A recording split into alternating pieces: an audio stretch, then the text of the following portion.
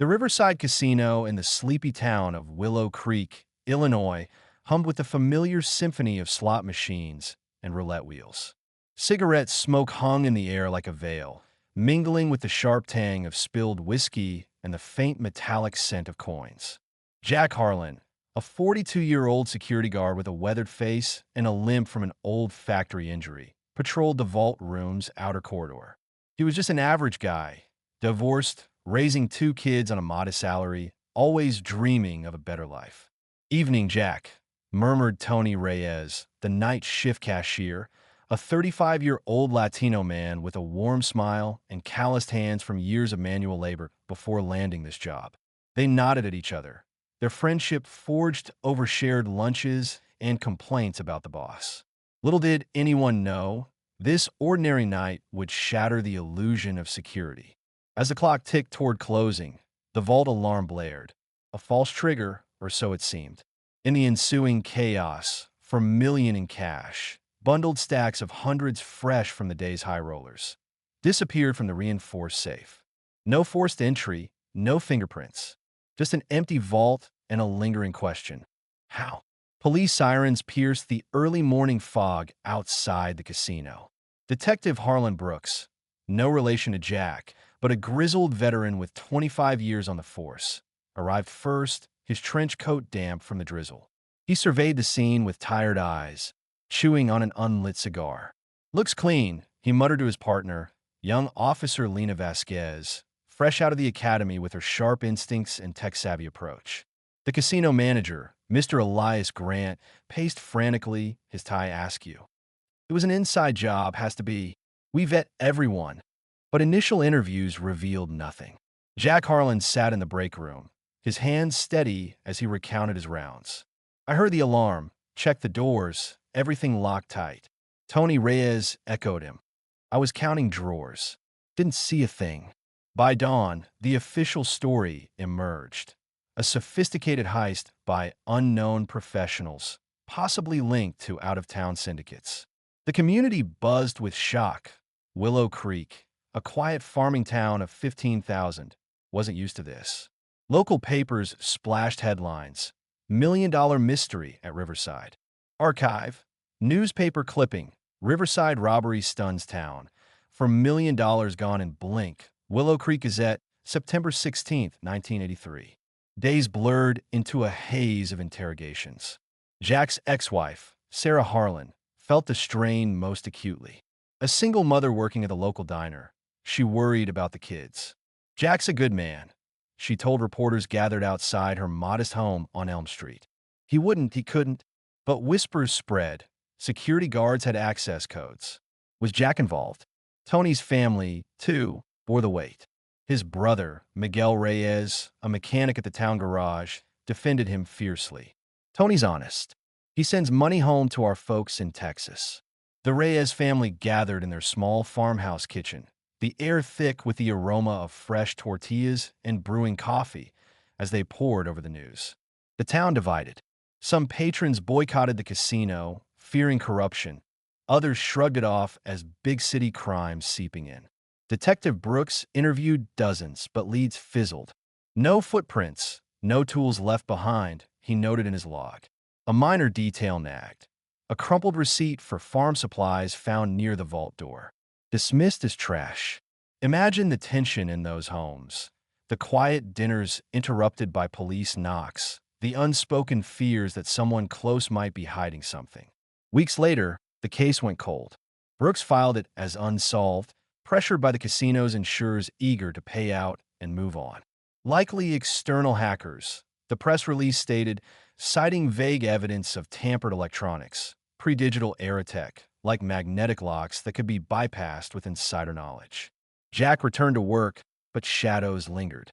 He confided in Tony over beers at Murphy's Pub, the dim lights casting long shadows on the wooden bar. "They think it's us, don't they?"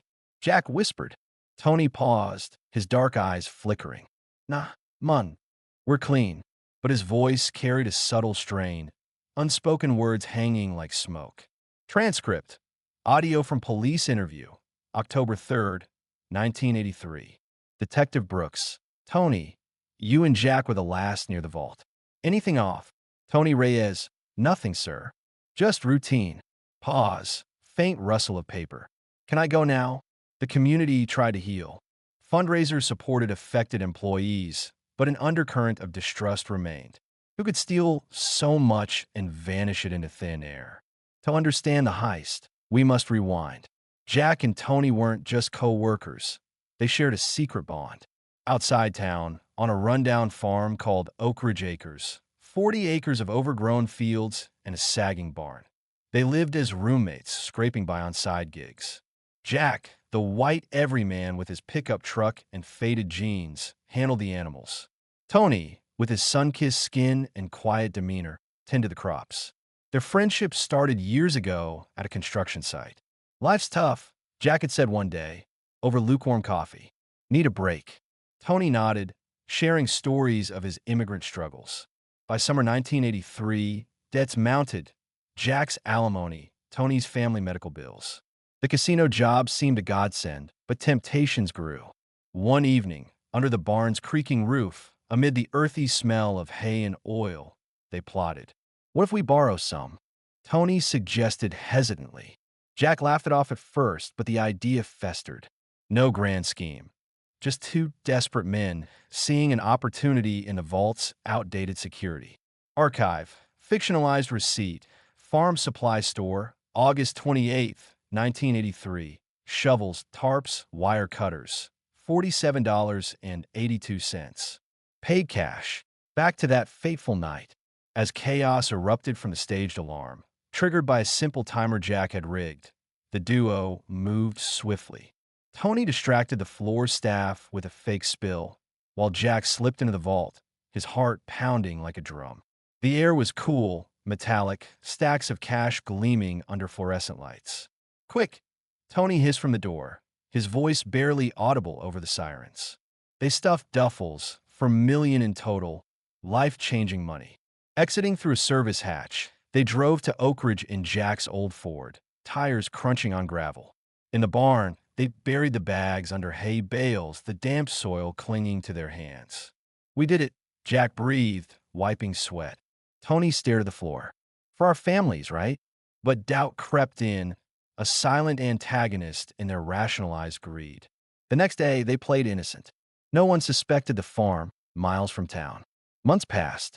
Jack splurged subtly. A new truck tire here, school clothes for the kids there. Tony sent extra money home. But paranoia set in. One night, as rain pelted the farmhouse roof, Jack woke to a noise. "Who's there?" he called, grabbing a flashlight. It was just the wind, but it amplified their fears. The community moved on, but Sarah noticed changes. "Where'd the money come from, Jack?" she asked during a custody visit, her voice laced with suspicion. He shrugged. Over time, lies built walls. Detective Brooks, though officially off the case, kept notes. A tip from a bar patron. Saw those two guards acting shifty. Dismissed but filed away. Transcript. Phone call recording, November 12th, 1983. Unknown caller. Check the farm outside town. Something's buried. Brooks, who is this? Click. Line dead. Christmas Eve brought an unexpected twist. While visiting his kids, Jack left a gift. A toy truck for his son. Tucked in the wrapping. A stray casino band from a cash bundle, unnoticed. Sarah found it later, unfolding the paper. "What's this?" she whispered to herself, the rubber band snapping against her fingers. It bore the Riverside logo, dated the heist day. She confronted Jack the next week. "Explain this." His face paled. "Must be old trash." But Sarah, torn between love and doubt, kept it secret for now. The band, a mundane item, hinted at deeper truths. The town celebrated holidays, oblivious. But under the farm's snow-covered fields, the money waited, a ticking bomb. Imagine holding that band, the weight of unspoken betrayal in your palm. Spring thawed the ground, and with it, rumors. Miguel Reyes overheard Tony muttering about buried troubles during a family barbecue, the scent of grilled meat masking the tension. "Brother, you okay?" Miguel asked. Tony forced a smile. "Fine. Just work stress." Detective Brooks reopened unofficial inquiries after an anonymous letter arrived. Oak Ridge Farm. Dig deep. He drove out, but found nothing on a cursory look. The barn locked, Jack polite but evasive. Just us two bachelors here, Jack said with a chuckle. Yet, Brooks noted fresh dirt near the barn. Odd for winter, he jotted. The pressure mounted. Tony confided in Jack one stormy night, lightning flashing across the fields. We should move it. Jack hesitated. Too risky now. Their rational motives, family needs, escaping poverty, clashed with growing guilt. No caricatured villains, just men rationalizing survival in a harsh world. Archive, police notebook entry, suspect insider duo. Farm link, need warrant. Detective Brooks, March 15th, 1984. 6 months post-heist, a pivotal turn. Sarah, unable to shake doubts, slipped the band to a friend at the diner, a retired cop. Look into this. Word reached Brooks. He pieced it. The receipt near the vault matched Oak Ridge's supply store purchases. On a humid afternoon, Brooks and Vasquez staked out the farm. Through binoculars, they saw Tony digging subtly near the barn, sweat-soaked shirt clinging to his back. Something's there, Vasquez whispered, her enthusiasm cutting through Brooks' weariness. That night, as Jack and Tony argued in the kitchen, lamplight flickering, coffee mugs forgotten, a knock echoed. But before the door opened, a shocking revelation hit. An old photo from Tony's wallet fell out during the scuffle. It showed him with a mysterious contact, a shadowy figure from his past, linked to underground loans. Who is he? Jack demanded. Tony's face darkened. The one who gave us the vault codes. We weren't alone. The knock grew insistent. Outside, Brooks waited, unaware of the deeper conspiracy unfolding. And just as the door creaked open, a buried secret threatened to surface. Literally. What if the heist wasn't just two men's desperation, but part of a larger web involving hidden accomplices and buried evidence that could destroy more lives? Subscribe to not miss part 2. Write in the comments where you're watching from. The knock at the Oak Ridge farmhouse door echoed like a gunshot through the humid June night. Jack Harlan froze, his hand gripping a chipped coffee mug, while Tony Reyes shoved the fallen photo back into his wallet. Outside, Detective Harlan Brooks stood under the porch light, his trench coat damp from a sudden drizzle. Officer Lena Vasquez flanked him, her notepad ready, eyes scanning the dark fields. The air smelled of wet earth and impending rain, a storm brewing as much outside as within. Jack, Tony, we need to talk, Brooks called, his voice steady but firm. Jack opened the door, forcing a smile. Late for a visit, detective. Inside, the kitchen felt claustrophobic, the tick of an old wall clock amplifying the tension. Brooks held up the casino band Sarah had passed along. Care to explain this? Tony's jaw tightened, but he stayed silent. Vasquez noted his clenched fists, a detail she'd later mark as significant. Transcript. Interview at Oak Ridge Farm, June 15th, 1984. Brooks, this band from the heist night. Found with your kid's gift, Jack. Jack. Pause. Chair creaking. Must have been stuck to something. I don't know. Tony. We're just working guys, detective. You got the wrong idea. The photo Tony hid gnawed at the edges of the truth. It showed him with a man named Victor Crane, a loan shark from Chicago with ties to shady casino dealings. Crane had approached Tony months before the heist, offering vault codes for a cut of the take, a secret Tony hadn't fully shared with Jack. This unseen accomplice was the first crack in their fragile alliance. Brooks didn't have enough for a warrant, but Vasquez's enthusiasm pushed the investigation forward. She cross-referenced the farm supply receipt from the vault with local stores. The match was exact. Shovels and tarps bought by Tony on August 28, 1983, at Willow Creek Hardware. Why so much digging equipment for a broke farm? She mused, her pen tapping the desk. They returned to Oak Ridge under the guise of a routine follow-up. The barn door was ajar, the scent of hay and rust heavy in the air. While Jack distracted them with small talk, Vasquez spotted fresh soil near a hay bale stack. Mind if we look around? She asked, her tone deceptively casual. Jack's eyes flickered to Tony, who shrugged. Nothing to see, but as Brooks stepped closer, a metallic glint caught his eye, a buried duffel zipper peeking through loose dirt. He didn't touch it, He needed legal grounds. But the discovery lit a fire under the case. Archive. Police report excerpt, June 21, 1984. Observed disturbed soil, possible concealment site. Requesting warrant for Oak Ridge Acres search. Dit. Paul Brooks. Willow Creek buzzed anew with whispers. At the diner on Main Street, Sarah Harlan overheard patrons speculating. Heard they're digging up that farm, a trucker said, sipping coffee that smelled faintly of burnt grounds. Sarah's heart sank. She'd sparked this by handing over the band, but feared for her kids if Jack was guilty. Miguel Reyes, Tony's brother, confronted him at their family's weekly dinner. The kitchen, warm with the aroma of roasted peppers, felt suffocating. "You're hiding something," Miguel said, his voice low. Tony stared at his plate. "Leave it, Miguel." The town's trust eroded further. Riverside Casino laid off workers, citing losses, and protests flared outside its neon-lit facade. Imagine the weight on those families. Jobs lost, futures uncertain, all tied to a crime no one could fully explain. The warrant came through. At dawn, Brooks and Vasquez led a small team to Oak Ridge. The air was crisp, the fields damp with dew. Jack and Tony stood by, faces unreadable, as officers dug near the barn. The sound of shovels biting into earth was rhythmic, almost hypnotic. Then a shout. "Found something." A duffel, mud-caked but intact, held stacks of hundreds. $1.2 million, a fraction of the stolen sum. Jack's shoulders slumped. Tony stared at the ground. But the find raised more questions. Where was the rest? Archive, evidence log, recovered. One duffel, $1.2 million in $100 bills, Riverside Casino bands. Additional bags, suspected.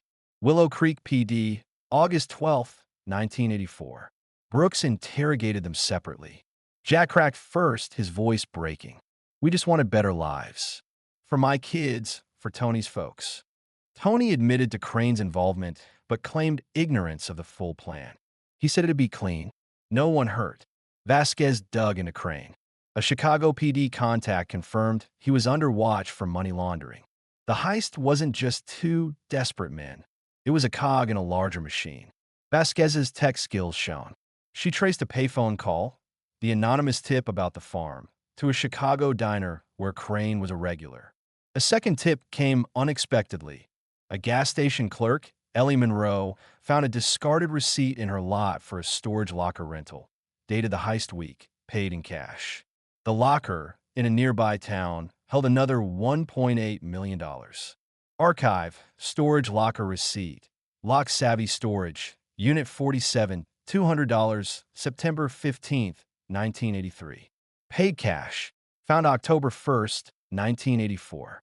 The discovery shifted the narrative. Crane, not Jack or Tony, had orchestrated the heist logistics, using them as pawns. He'd vanished post-heist, leaving the duo to bear the scrutiny.